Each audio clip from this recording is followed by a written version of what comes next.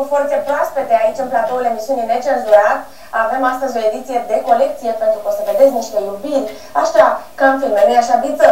Așa, Diana, să știi că arăți foarte, foarte, foarte bine. Zici tu? De-abia aștept să văd rezultatele, așa.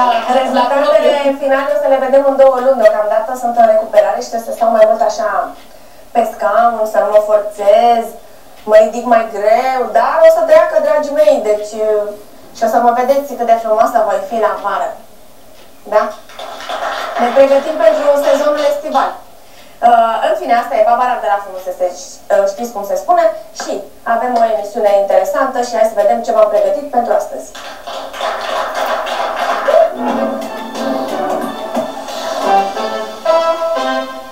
A avut parte de 2 întâlniri ratate, dar Cristina nu își pierde speranța. Un admirator de pe Facebook îi face curte. Cine este misteriosul bărbat, dar și cum a încercat să o cucerească? Aflați imediat la Necenzurat. Mă înțeleg, să mă respecte, să mă iubească, să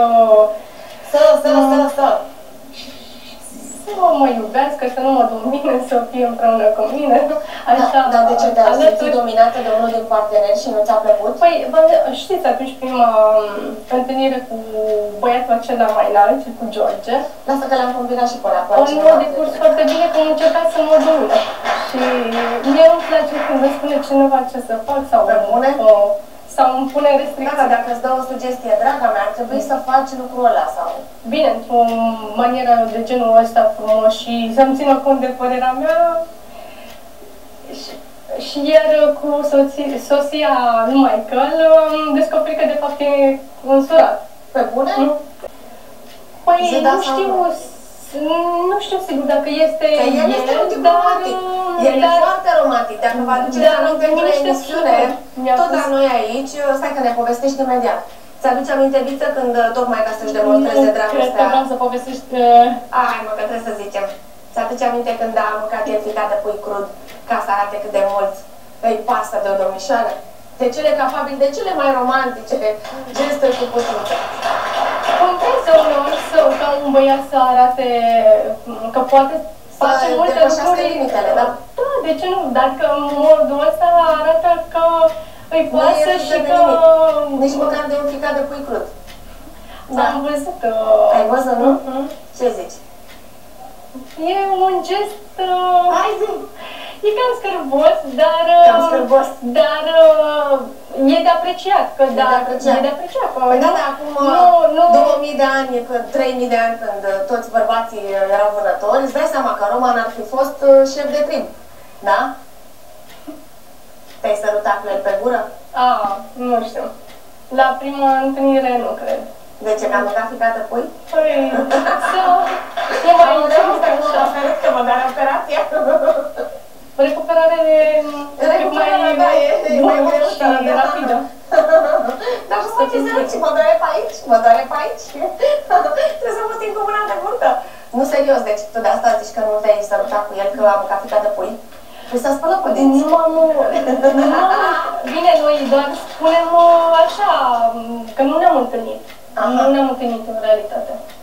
Da, da, de fapt e o chestie, că uite ce e dispus să facă pentru o femeie, adică sunt bărbați care mănâncă, ai văzut, carne crudă, da, bistec tartar. Bine, v-am zis că este de apreciat când o persoană se implică și face diverse pentru o iubită sau pentru o persoană de a o cuceri, dar în același timp nu trebuie nici să-ți calce pe orgoliu, pe personalitatea sa, pe sentimente, pe persoana însă și pentru celălalt. Adică, în primul rând, trebuie să se respecte pe sine ca să... De vânător, de mâncător de carne crudă. În sfârșit, vă dăm și niște carne de mici după publicitate, că se produce întâlnirea între Cristina și Roman. Ne întoarcem imediat. Suntem din nou împreună și sunt curioasă dacă astăzi Cristina își va găsi jumătatea. Invitatele mele cu care vom comenta pe tema Cristinei, Lorena Diaconescu, psiholog, și Nicola.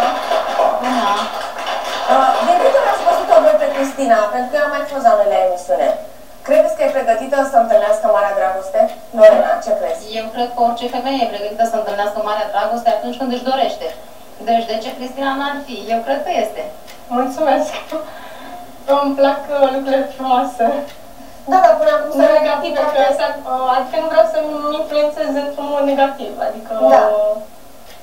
Și că mă pregăteam să zic că tu crezi că atât de simplu se găsește jumătatea? N-am înțeles. Dar mă întreb dacă tu crezi că atât de simplu se găsește o jumătate. Păi dacă era simplu, eram deja cu cineva. Ea de-aia a venit aici, că nu e simplu. Păi nu e poate cel mai complicat lucru din toată viața asta. Nu este simplu, dar în același timp e și posibil, adică nu e exclus să Văd că ești îmbrăcată în roz, ceea ce denotă așa... culoare preferată, mă reprezintă. Ea este de felul ei optimist, adică indiferent de câte greutăți a avut, de viață, a depășit. E foarte bine. Da. Asta e cel mai important lucru, să te ridici după ce... Adică în momentul în care simți că ești la pământ. Să nu fie de doi să am parte de o viață roz, adică o viață frumoasă, să nu fiu nevoită să... Asta ține cumva de atitudine. Atunci când ai avut un eșec sau când simți că te-ai prăbușit într-o anumită situație, să alegi dacă să plângi, dacă să suferi, dacă să consideri că pentru tine șansele s-au încheiat, sau să alegi să fii fericită, să încerci să fii fericită și să dai alte șanse. Este ca și cum aș alege să fiu victimă sau aș alege o rezolvare, o soluție. Puțin obișnuită. Trebuia să mănânce dintr-o cutie, din sticlă, ficat de pui crud și l-am mâncat. Și cred că am mai făcut un lucru. Dar pentru cine a făcut asta? Eu am primit niște flori pe mașină, erau pe capul ca mașină. Și acum eu presupun că e de la el, că eu am mai vorbit cu el. Deci e foarte sensibil, dar e și...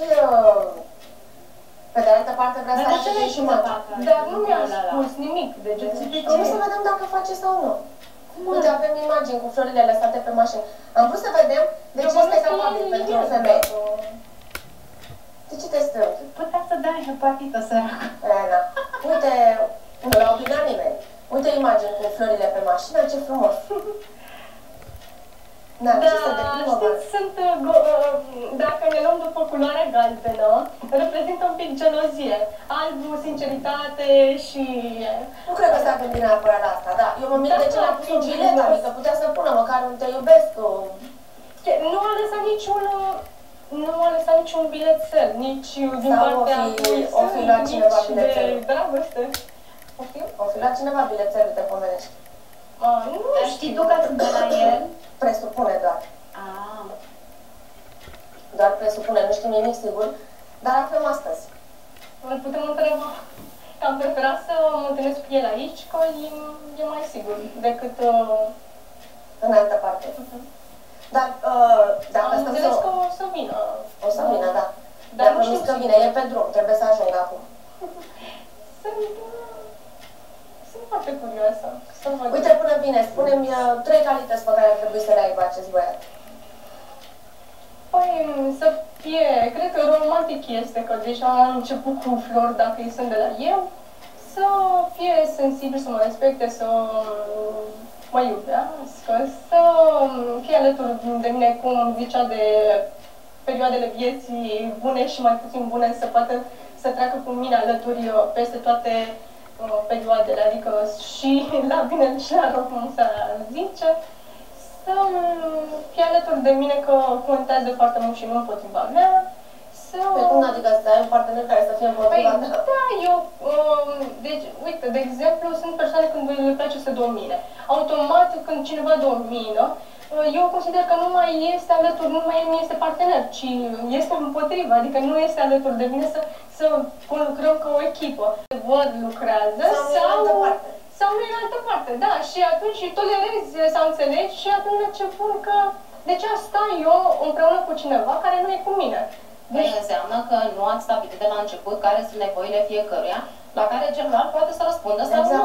Dacă o femeie are nevoie de atenție, de timp, dacă cineva ar sta și, de exemplu, m-aș întâlni, că mi s-a întâmplat să mă întâlnesc cu o cunoștință, o veche cunoștință, la o trecere de semafor, ieșisem cu cățelul la plimbare și mi se întâmplă să o văd chiar de 1 martie. Se poate întâmpla și de 10 ori într-o viață. Și atunci când ești îndrăgostit, poți crede că într-adevăr e jumătatea și cel mai perfect dintre și că e jumătatea. E primăvară, gata, încep să zboare fluturașii. Păi, tocmai și... Stomacel. Și nu numai. Auzi, da, tu de când îți cauți așa un iubit, ai mai avut parte și de, să zicem, mici întâlniri accidentale? Mici ce scăpăm? Da, Mici din scăpări așa, nu? Păi, uneori, de ce nu? Bine, nu cam rare, ce-i drept. Nu vorbești așa la televizorul, că nu aude. Da? Pentru că ți-am atras atenția și în emisiunile trecute. Ai tendința să întrerupi invitații și nu e politicos. E mult mai bine. Vorbesc foarte mult, poate și vorbești atât de mult, îți spun eu. poate e defectul meu, dar dacă se poate un pic mai tare, v-aș ruga. Pe tine te sperie foarte tare chestia cu dominatul. Spune-mi, ai avut vreo experiență tristă în ceea ce privește, adică acest... ce înțelegi tu prin a te domina un bărbat? Poate că tu înțelegi a da cu pumnul în masă sau a strage o palmă sau nu știu. A dat comanda. Da, eu înțeleg să nu-mi impună reguli și stricte, să îmi zică să nu vorbesc, să nu... Să-mi respecte viața, să-mi respecte faptul că femeia totuși s-a emancipat, nu suntem nici subjugate, nici să fim stăpânite, deși trebuie, suntem în democrație și atunci trebuie să nu se respecte drepturile. Adică vrei să faci cu regulile sau cum?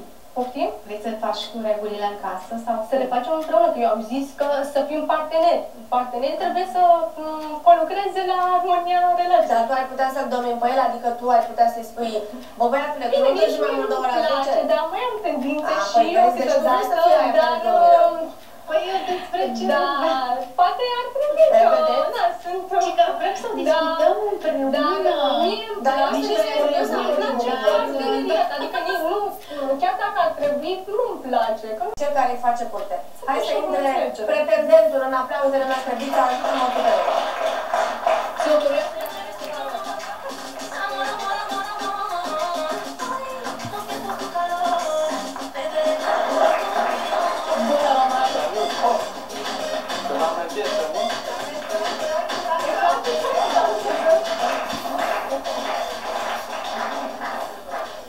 Sunt aici. Mulțumesc, bună ziua! Bună ziua! Bună! Noi de la prima întâlnire. Nici nu mă cer încă de căsătorie de la prima întâlnire. Bună ziua! Bine ai venit! Mulțumesc, bună ziua! Vezi un bărbat manierat. Te rog să iei loc lângă ea. Adriana, am o primă probă pentru ei. Da. De compatibilitate. Da. Dar aș vrea să rămână Stai că după pauză. coloana sonoră pe care ai intrat eu. Asta, danseze Și împreună. să o ia la dansă, vedem cum dansează ei împreună. De dansat și mie îmi place să dansez. Să vine cu dumneavoastră să vadă cum dansez dintr-o parte. Nu? Nu, stai puțin. Păi deja, Să o fac geloasă un pic. Nu. Dar de ce ai adus flori galbene?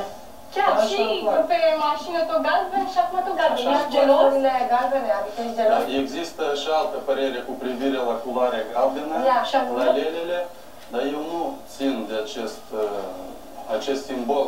Auzi, da, ok, am înțeles. Hai până la simboluri florale, spune-mi ce te-a atras la Cristina, de ce ai venit astăzi aici? Cristina este o fată frumoasă, îmi place de ea. Am văzut că caută un bărbat simpatic, frumos, ca și ea.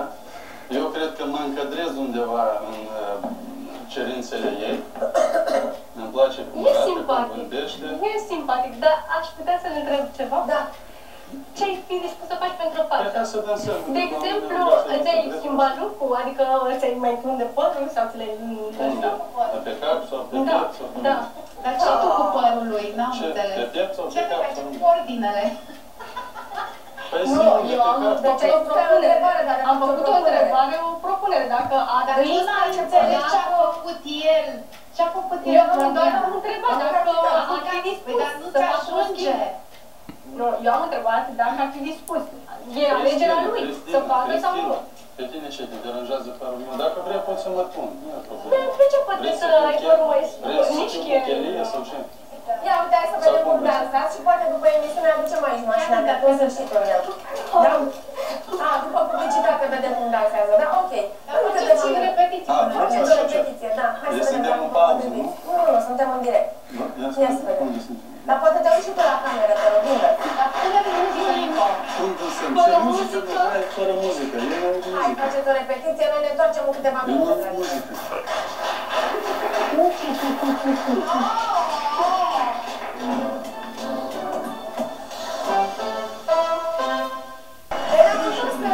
Și în pauză cei doi s-au apropiat.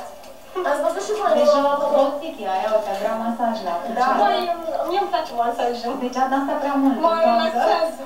mie ce nu mi-a plăcut e că din prima, în loc să-i spună, vai, îți mulțumesc că mi-ai adus flori, că ai venit aici. Da, mi-a plăcut. Ea a spus, dragă, ai putea să te tunzi. Nu sună ca mai repede din prima, așa... Nu ți-am zis eu, mă, că începe cu cerințele repede. Păi nu, eu, de exemplu, trebuie să găsesc o persoană care să-mi placă, să fie potrivită, da? El pare simpaticus. Nu e în total 100% persoana potrivită care să-mi placă, să mă îndrăgostească pe loc acum. Din acest moment, adică dragoste la prima vedere. Și atunci, ar mai fi un aspect care eu aș considera, de exemplu, că să-mi devină poate mai simpatic pentru mine, pentru gustul meu, dacă ar fi dispus să fundă. Adică dacă s-ar funde, poate că l-ai iubi, nu? Așa de tot să nu iubește.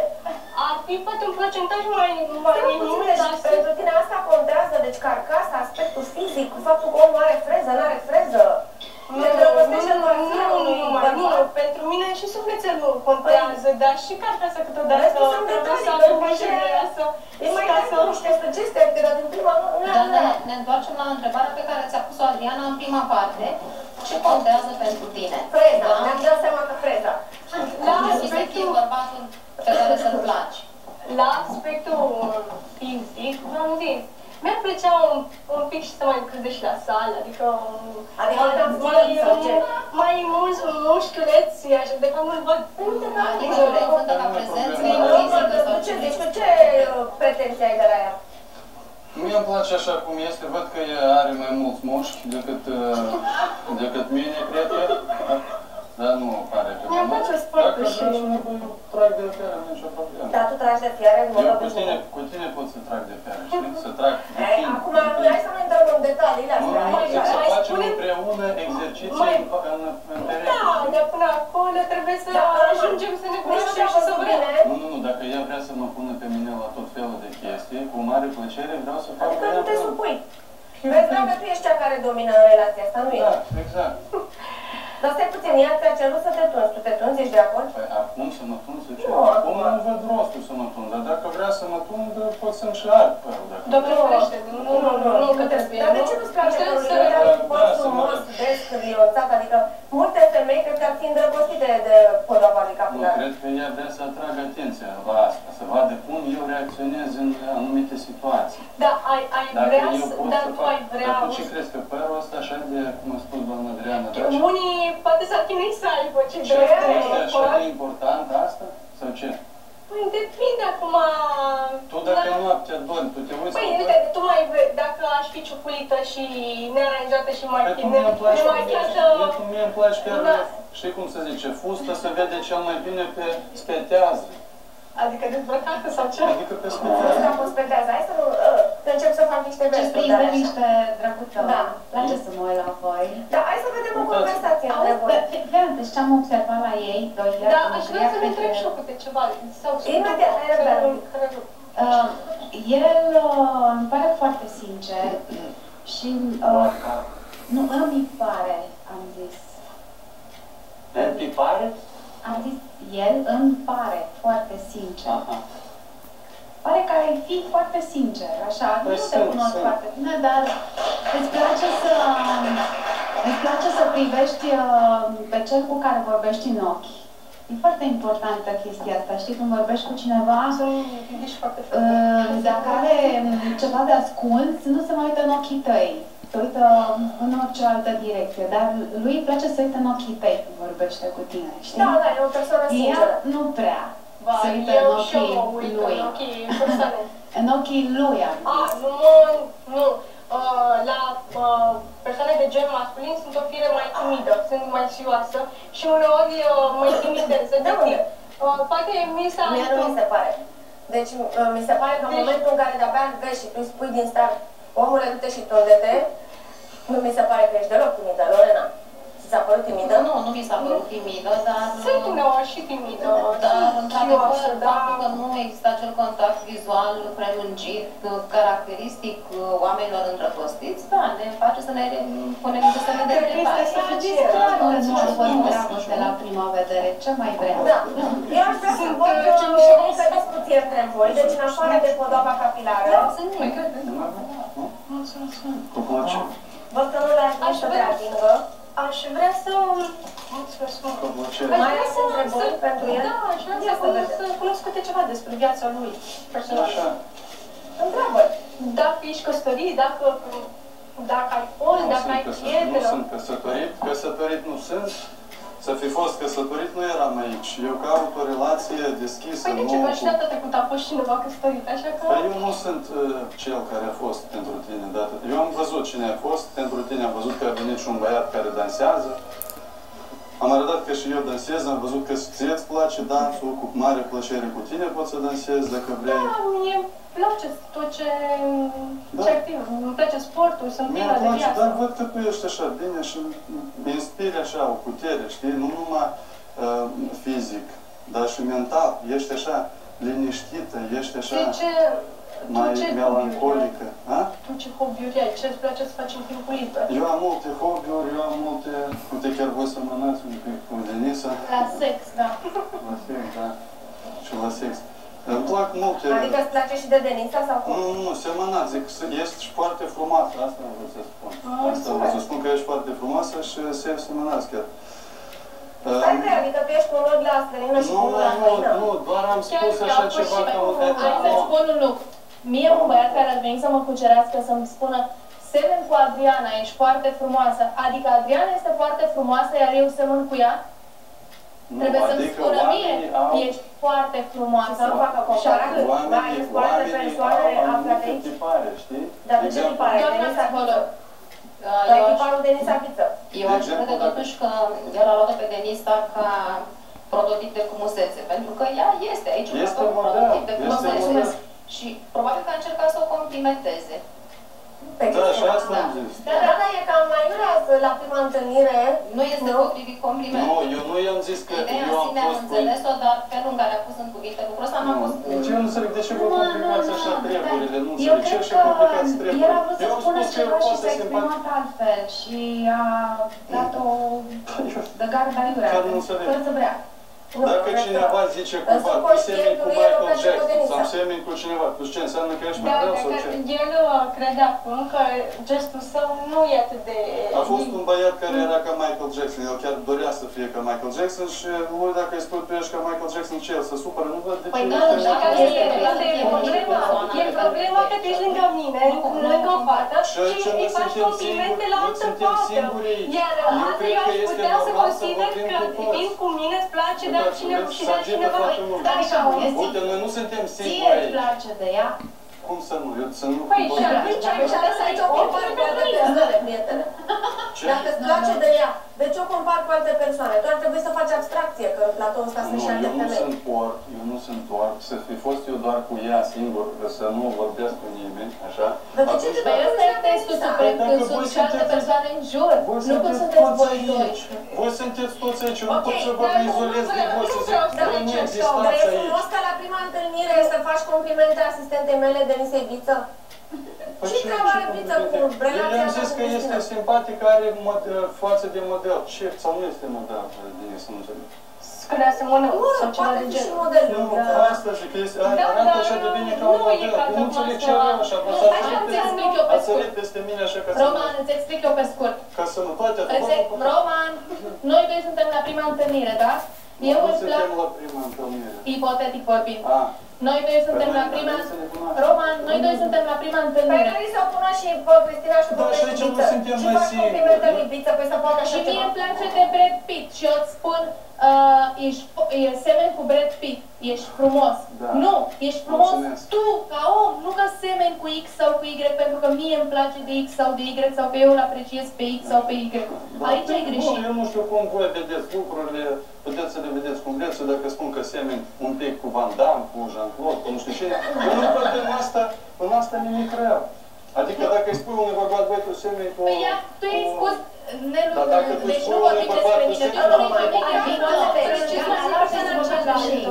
Vrei să nu astfel de complimente de la invitații noștri, care vin să o cucerească pe Vasilica, pe Sambilica și se uită după biță, da? Și toate De ce ai ai o problemă cu mine care vin la emisiune? Am pe culise, nu mă pune lângă Denisa, eu altceva tot vreau felul. să spun că mie îmi place foarte mult de Cristina. Cristina chiar îmi place foarte mult, dar în așa situație, când sunt mai mulți oameni în jurul tău, nu te poți doar concentra, știi, și trece Păi pe foaie anumite... Poți să te întreb, un moment, zi. dacă noi ne Eu nu pot ducem să în vorbesc cu club tine să despre- dansăm și să nu mai fete acolo și poate ar filtra cu tine și Asta ar și deveni noi și suntem aici în ispită, club. tu ar Și trebui noi să... suntem în centru Păi atenției și tu, nu păi suntem nu, acolo. dacă chiar poate, există cazuri suntem când... în centru atenției. Există Toată lumea se există uită la noi. cazuri când poate vine o fată la tine să te ispitească, tocmai ca să ne strice relația. Și tu ce ai face în situația asta? Ai rămâne cu fata care e o ispită sau ai sta cu mine? Dar dacă tu ai avea dacă tu ai sta cu cealaltă fată, eu aș putea efectiv să te părăsesc, efectiv, adică nu aș putea să fiu pe locul 2. Dar acum văd eu că am început discuția asta, e clar că nu o să ajungeți nicăieri. Hai să ne revenim un pic, da? Bun, deci sunteți la prima întâlnire. Roman, ce ai să-i spui Cristinei? Deci ce-ți place la ea? Descrie-mi în 3 cuvinte, 3 calități pe care le vezi tu așa la prima și vedere despre la viața ea. lui. Pe mine mă interesează și... Eu pot să descriu în 2 litere, dacă Ia. vreți. E-A. Îmi place E-A. Ea. Adică. E o metaforă, despre o am așa, metaforă. da. Dar îmi place la ea, în primul rând, îmi place Dar caracterul spune ei. și despre Păi tine, da, adică și eu vreau ce să cu știu cum caracterul ești tu. Păi cu cine acum să vorbesc? Aici e o întrebare, aici o întrebare, aici o propoziție, acolo nu știu ce părere, aici un comentariu, Pe care de toată răspuns. lumea. Ce Eu nu mă îți ținez place de la ea? asta. Deci Cui să o răspund? metaforă Haideți să te-am fie rugat. Dar o Cristina, ordine. ai și un pic de răbdare. Aduceți-mă o vorbășați să-mi dați ceva de mâncare. Dar stați un pic, stați un pic. Da, nu? Este aici să interacționăm un pic, să ne cunoască, să mă cunoască pe Vreau mine. să văd ce-mi place la mine. Eu Vreau să mă duc emisiunea. Băi, dar n-ai înțeles, nu era vorba de tine acum, trebuia să vorbească el. Lasă și Eu eu nu pot nu să cunosc dacă... Ai răbdare. Da? Tu n-ai răbdare, Cristina. Trebuie să înveți să ai răbdare pe lumea asta. Pe bune. Roman, în 3 Am cuvinte, așteptat descrie atâția 3 ani, calități. încât nu mai vreau să înțeles. să am răbdare, să place timpul și să... Da. În primul rând, Cristina, Dacă nu dă scot voie eu să de pe spun, aici. dă să spun. În primul rând, îmi place la tine 3 calități, 3 da? calități. Caracterul, De unde știi ce caracter are? Că nu cunosc. adică aparența ei, cum este ea, nu este, Aparența.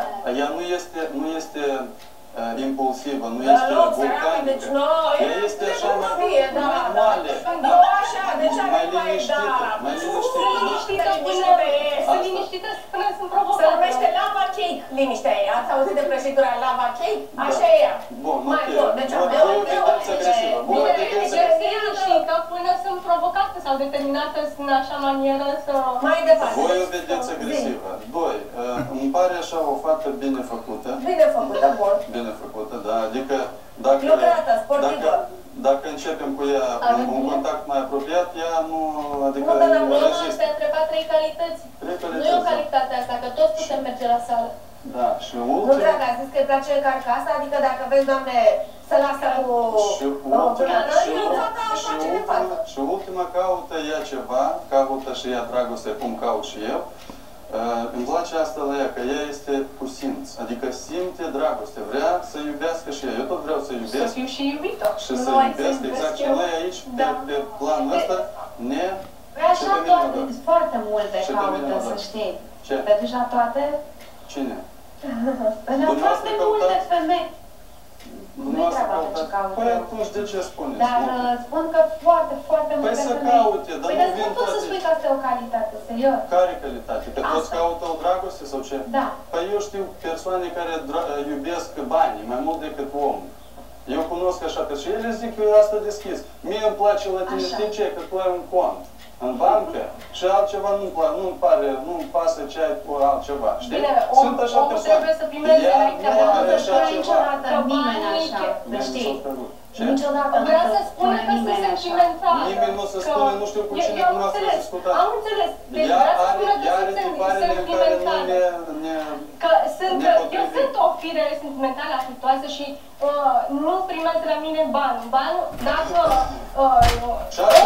omul este cel mai valoros și omul trebuie să primeze, fiindcă dacă ar fi o insulă pustie, multe de bani, nu ar avea ce să fac, nu ar avea ce să fac, decât să le dăm foc. Aici în București, Da, bine, trebuie să și trăim, că banul, bine, în același timp, banul, având acum singura modalitate de circulație și să dacă românii sărac mic așa, șomer de la mama natură, te îndrăgostit de el, eu te înțeleg. Eu oricum, nu știu, rămâne de văzut. Apreciez că el are latura sensibilă și eu caut și eu sensibilitate și... Hai să vedem ce ne spune doamna psiholog. Cum ți se pare până acum? Eu zic că ok. Mai departe, cum vezi relația lor? Poate fi vorba de fapt de o relație? Poate fi vorba de o relație în condițiile în care Cristina învață să comunice eficient cu el. Pot să vă întreb? Bineînțeles, păi dar s-ar putea fără. Vreau să adaug la aspectul ăsta, că spuneați că sunt precum o lavă. Eu sunt o fire foarte maleabilă și foarte... Adică pot să fiu ca o comoară. Dacă se acționează bine, dacă se acționează bine asupra mea, este tot ok și bine. Dacă se acționează invers, este un rezultat Ea vrea să descurece o fire complicată. Nu complicată, în sensul că dacă el ar ști să acționeze frumos, atunci ar fi un rezultat mult mai benefic, frumos. Până acum s-a comportat foarte frumos și a fost foarte galant și foarte nu știu acum, momentan câteva minutele acum, nu știu în general cum este. Dar tu vrei să afli lucruri despre el și nu-i dai ocazia să vorbească.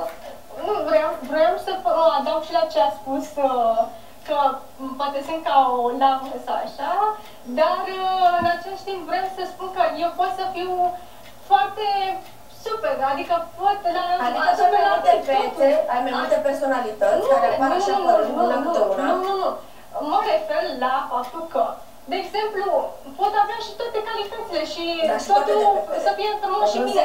Dacă, de exemplu, dacă el ar avea un comportament nepotrivit cu mine, pe mine m-ar determina să am poate și eu la rândul meu un comportament negativ.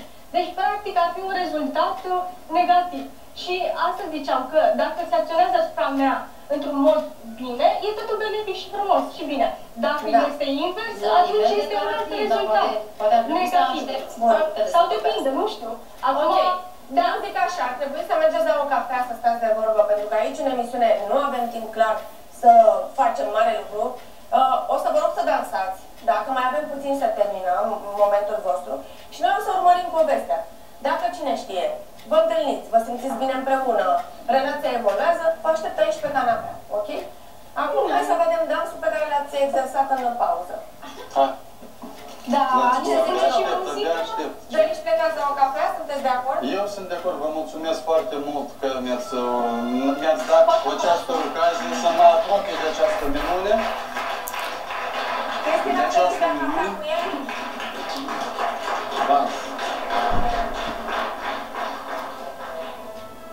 Mai e și mai mare parcă.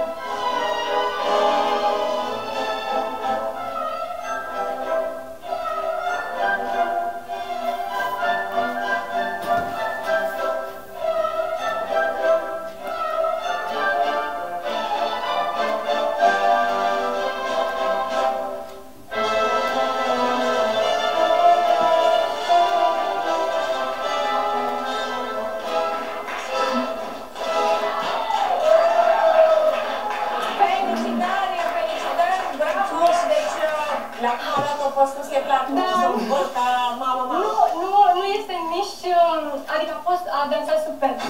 Dar faptul că m-a luat pe sus mi s-a părut nepotrivit că... Nu, ne-a plăcut să știu. Și ziceai că n-are mușchi. Ia uite ce mușchi are. Ai văzut, dar la aripa așa frumos. Da, la orice fată în sensul ăsta și-ar învârti-o și ar ameți. Nu știu... Deci nu ți-a plăcut, să înțeleg. Nu mi-a plăcut așa aspectul ăsta, că mi se ridica rochia. Mi se ridica rochia. Îmi pare rău, eu încerc. Dar oricum a dansat super, deci mi-a plăcut. Dar nu mi-a plăcut faptul că m-a ridicat și a încercat... Ok, bine. Noi o să fim cu ochii pe voi, o să vedem unde aveți prima întâlnire, da? Eu vă urez succes și sper să-i găsiți și calități. Păi are anumite calități, că este o persoană sensibilă, caută și eu mă gândesc că tu, Cristina, aștepți.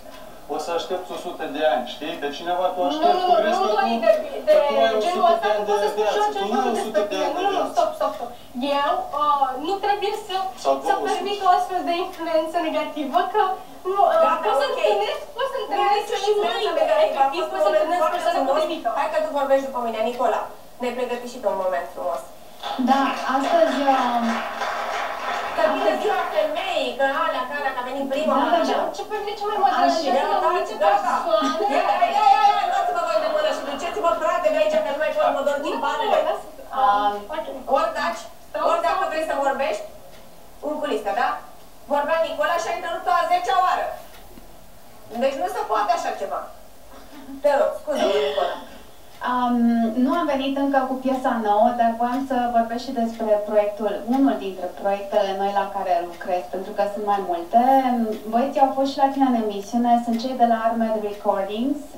Îi lăsăm să se mai cunoască, dar până acum n-a putut Cristina să afle absolut nimic despre Roman. O să îi urmărim și vedem ce surprize ne rezervă viitorul și lor, bineînțeles. Nu mai zici nimic, ne cântă Nicola! Da.